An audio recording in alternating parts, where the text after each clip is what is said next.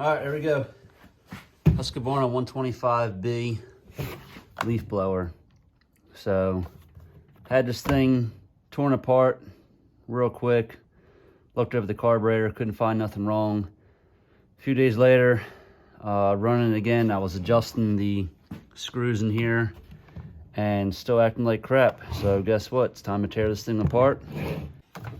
Now, before I even worry about tearing anything apart on this air box, I'm gonna start disassembling all the outside to make it easy to get to this carburetor. So let's get this bad boy off first.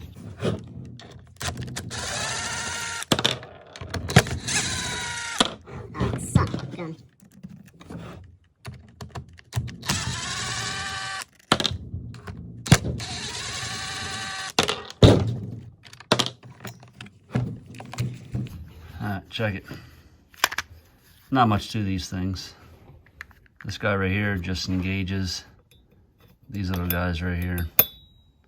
Once this motor spools up, these things kind of move out of the way.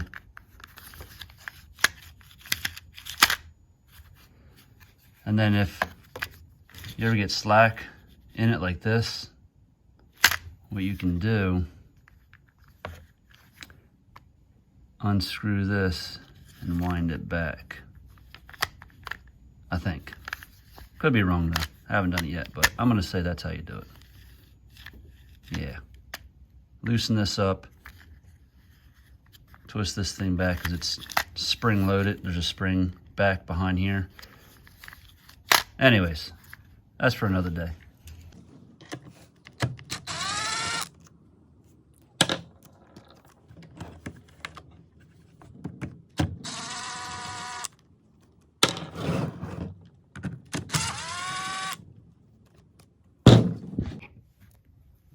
As you can tell, different size screws, so it's easy not to confuse one for the other. All right. All right.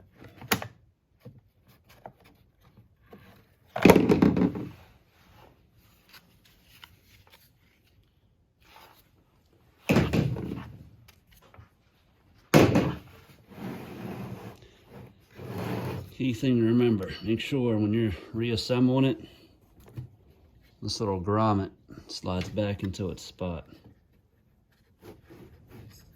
So, something easy to do. And then make sure all your wiring's good to go. All right, this dude slides right off. I like to leave it attached. And then just twist it up out of there.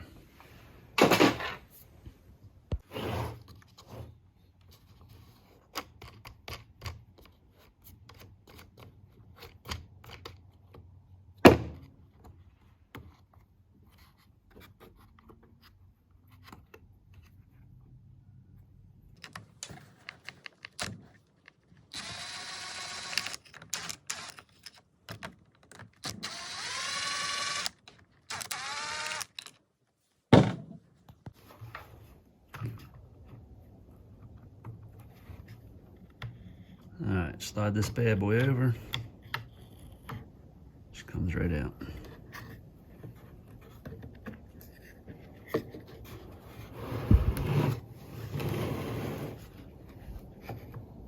All right.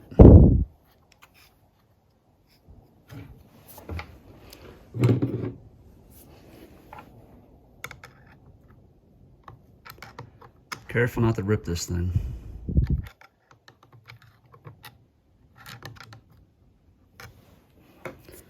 Two fuel lines attached to the carburetor. You got one right here, and then the other guy is this line right down there, and it connects to the bottom of the carburetor. So I'll probably slide the carburetor off to get to that one.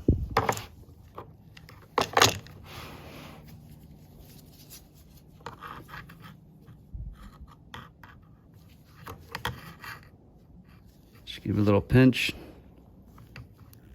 You're gonna twist it, help it break free. And from there, I just usually Give it a little push. Off she goes.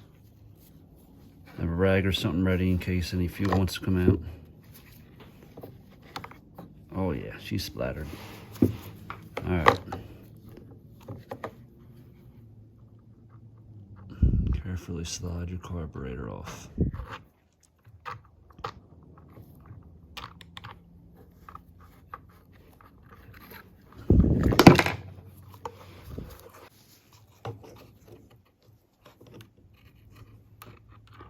Same thing for the bottom. Give it a little twist. And then I go down, lightly pinch by the metal, and just slide it off. And then the fuel goes back in the tank. All right, I like to wipe it down. That way I'm not letting any more dirt fall inside.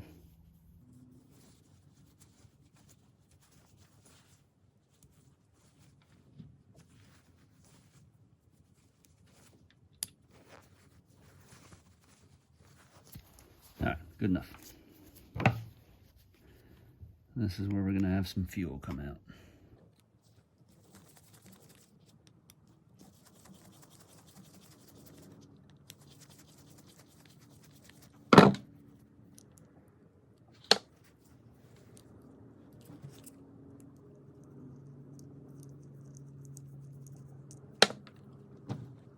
All right, so slowly take this off. Make sure your gasket comes with you. Sometimes it might get attached to this side. So, from the looks of it, I mean, it looks fine. You know, I just played with this the other day. And this screen right here, which is like, you know, extra little fuel filter, did have some junk in there. And right now you can see, I think you can see a little bit up in that corner. That's still like, that's nothing. There's no reason, make sure my screwdriver's clean. There's no reason why this little guy right here, oh shoot, was that a camera? Yeah, this guy right here should be causing, you know, any issues, but whatever. I don't know if the filter inside the fuel tank is going bad, but we'll get it figured out. All right, wipe this down a little bit better. Oh yeah, looking good. I like to clean off the rest of this gunk. Let's get this guy off.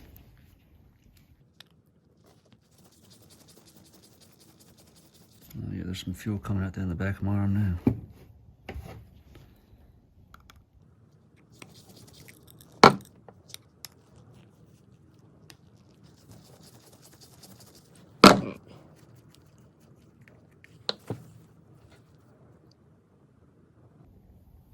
And right off. Just a little diaphragm wire in here. You don't want to check for any type of tears, but this thing looks fine. I'll just clean it up. As far as this side goes, doesn't look that bad, but I'll rip it apart. I mean, maybe it was, you know, maybe there's something jammed inside of this needle and not getting enough fuel, because it definitely sounds like it's starved for fuel. But we'll see. Hopefully I can pop this off and there'll be something right behind it and can throw it back together.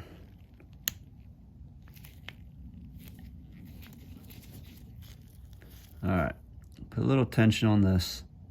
There's a spring. You don't want that flying out. So carefully, there's your spring right there. All right, and I'm good.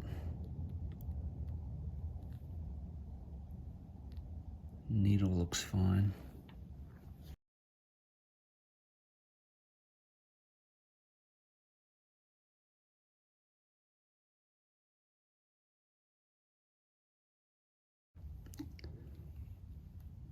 I don't see anything inside there.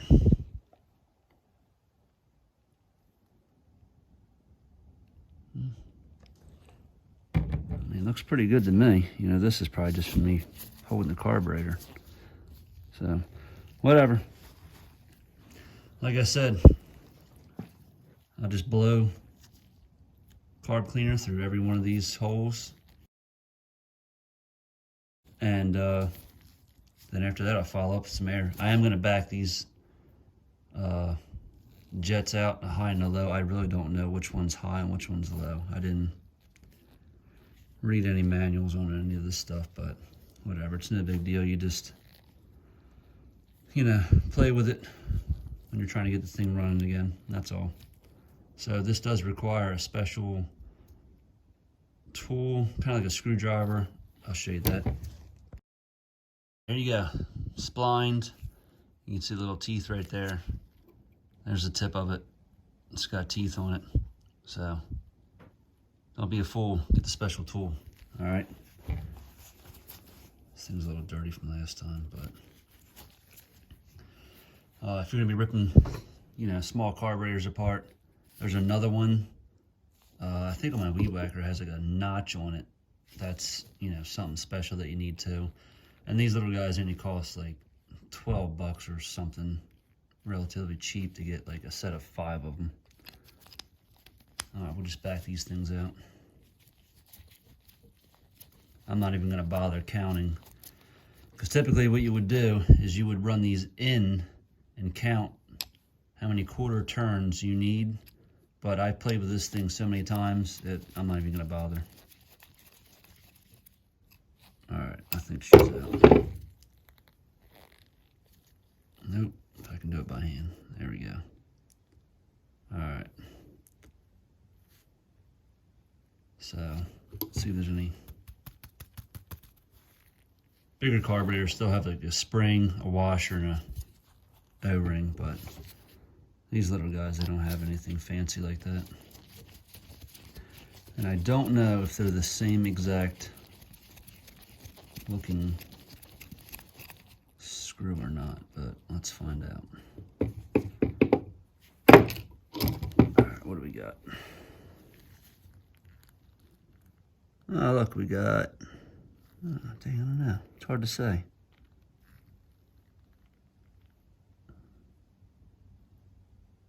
Nope, they are different. All right, well, boom, that's how they came out. This one's over there, this one's over here. Get outside, spray with some carb cleaner. I didn't want to make a mess inside the shop. Anyways, you're gonna want to spray that hole, the little hole next to it, hit that guy, this right here, and then you're gonna see, you know, fluid, anything junk come out of here. There's a little bit of junk right there now still. Make sure that, you know, stuff's squirting out of this nozzle, that nozzle, and then came over here to where the jet screws were, sprayed inside of there. And when you're spraying inside there, you're gonna wanna open up the throttle, and then there's these little holes right down in there. Probably hard to see. All right, right back in there. See 2 holes, one there and one a little bit closer. And it's gonna squirt right out of there.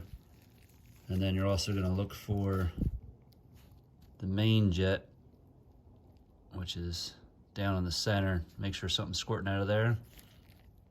If you do all that, blow it all out with some air, you'll know that, you know, you did everything you could for this carburetor. Go ahead and slap it back together.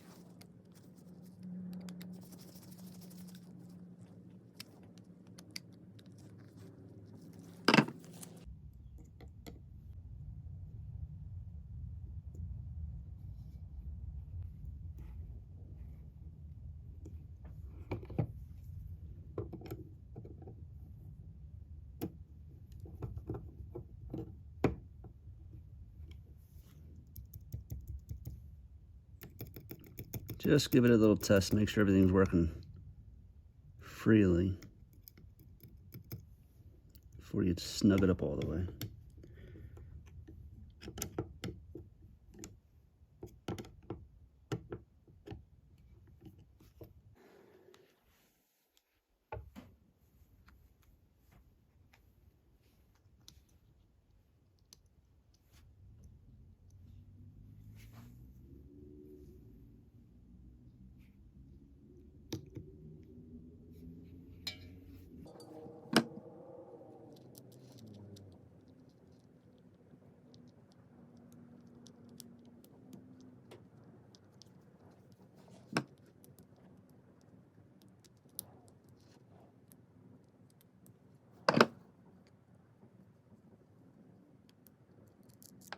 Good night.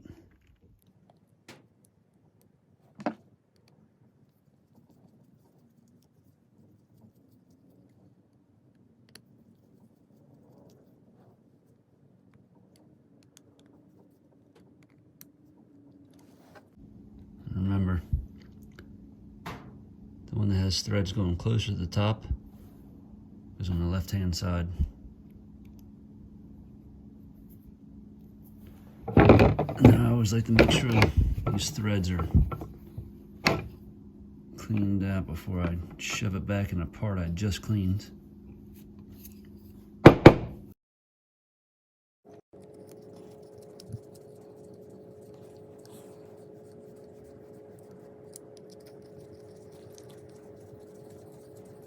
So I'm going to send these all the way in till I feel good tension. Okay, hit the bottom. And I'm just going to come out, let's just say, on each of these. At least that way it'll attempt to start up. All right, half turn on both of these. And I like to clean these off a little bit.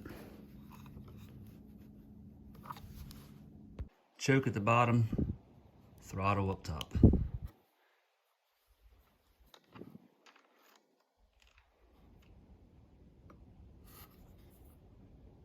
All right, and just slide it back on in.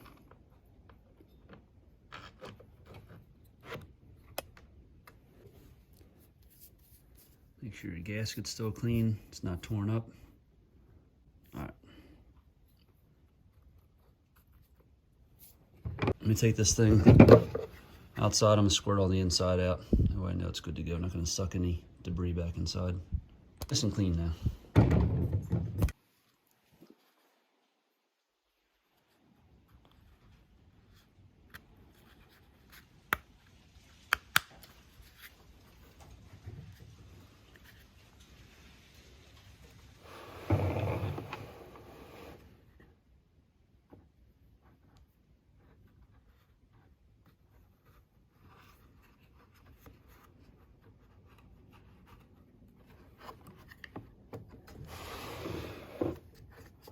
Full choke.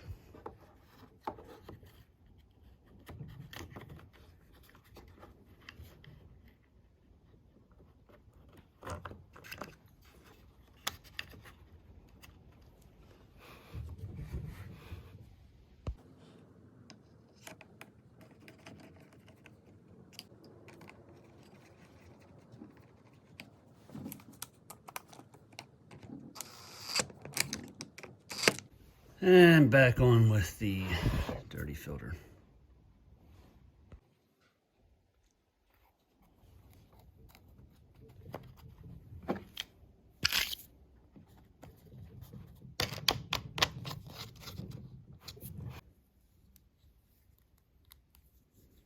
All right, remember there's your throttle. Slide it up in there.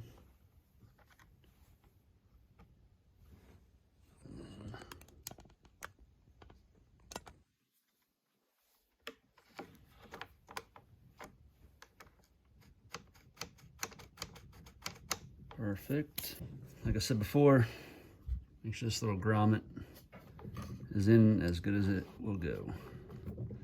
I've already checked the plug last time. That thing's still gonna be fine. Make sure kill switch slid all the way in.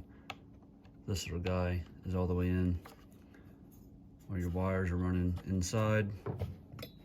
And I think we're good to go.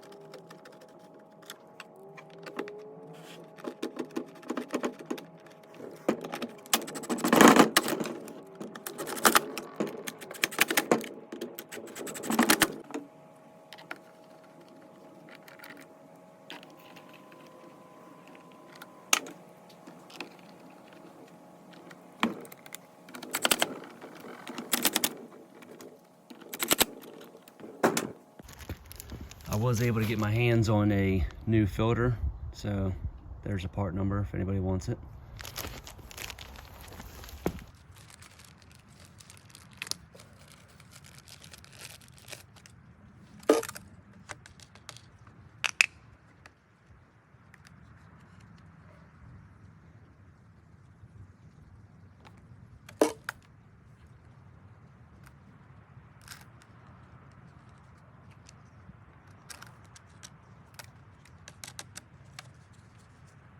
Now for the first start, let's try one full turn out for the front and the back jets.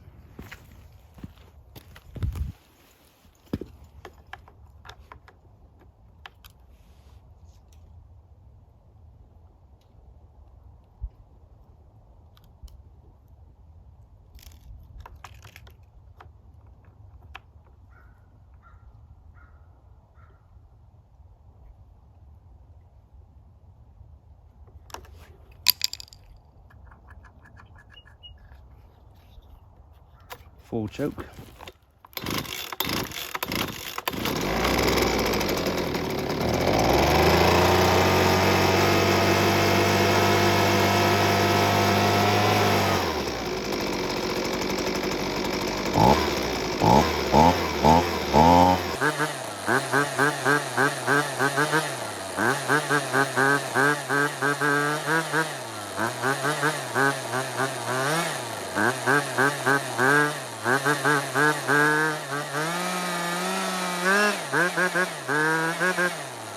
Alright, now that it's warmed up, I'm going to try to tune it a little bit.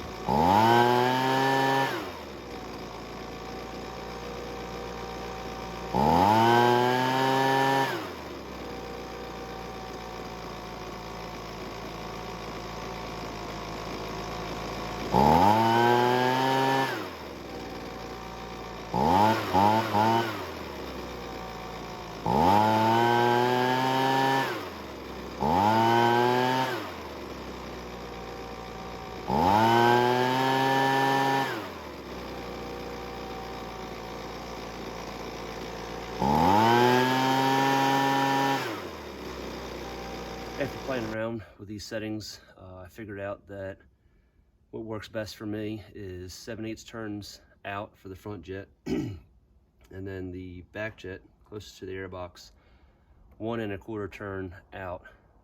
Now for you, depending on your altitude and the air temperature, it's pretty cold out here right now. For me, you know, your settings might be just a hair off, but hopefully this helps. Good luck.